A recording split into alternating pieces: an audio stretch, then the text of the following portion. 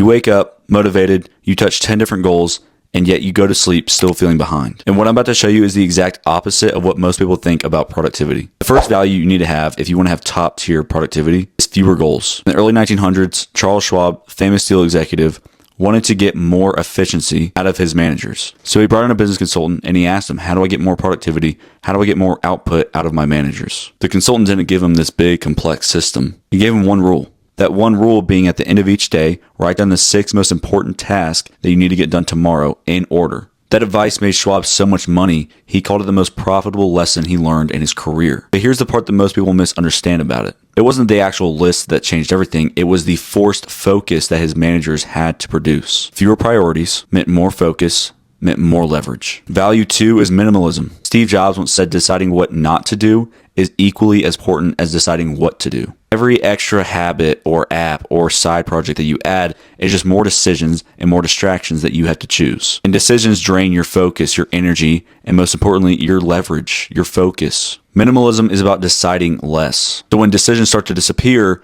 your focus and leverage start to multiply.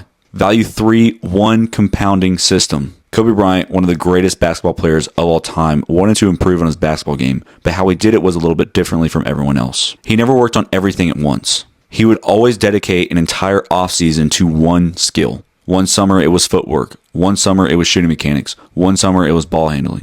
And from the outside, all we saw was his improvement. But we never saw the extremely dedicated and focused concentration on one skill that gave him exponential returns. He had one system repeated daily for one full season of his life. So this applies to you as well. You need to have one system repeated daily for one full season of your life to really make exponential improvement. This is where results truly compound.